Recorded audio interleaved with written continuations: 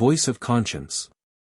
Everyone shelters a silent admonisher inside himself which imperceptibly urges or warns him but manifests itself so gently that it can easily be ignored if the human being pays no attention to it.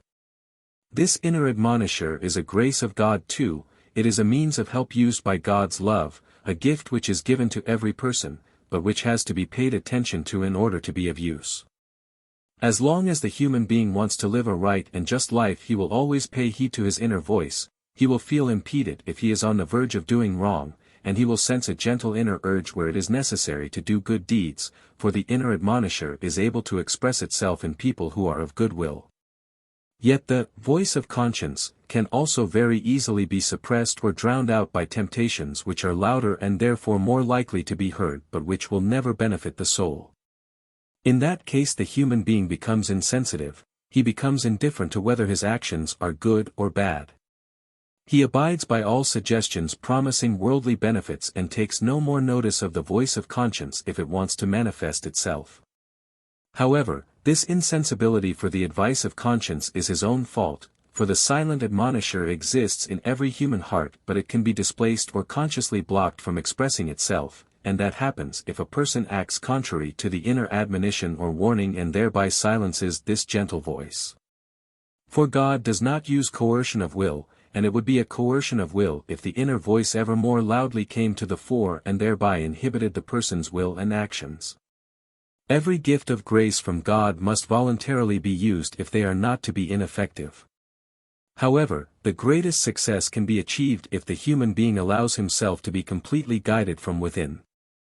If, before his every action, he first spends serious thought on it, if he, by always wanting to do what is right, appeals to God for his guidance and subsequently allows himself to be guided by him, then the voice will speak ever more clearly and understandably to him, then the voice of the world will no longer be able to drown it out.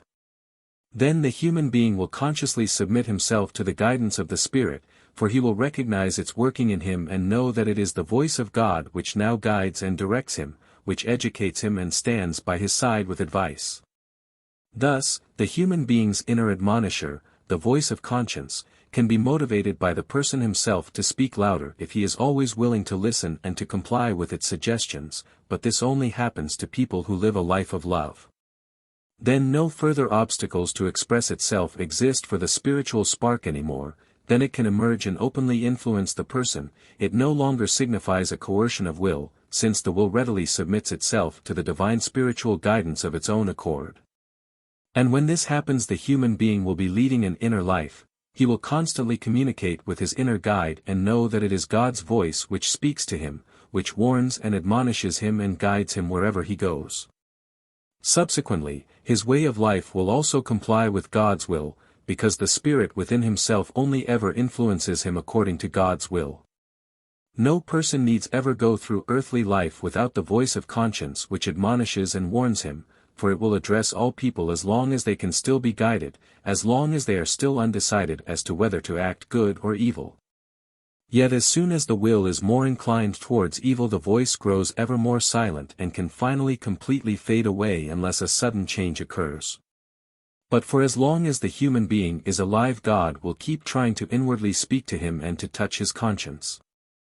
Nevertheless, he will never exert any force whatsoever on his will, he will always allow him to keep his freedom. Amen.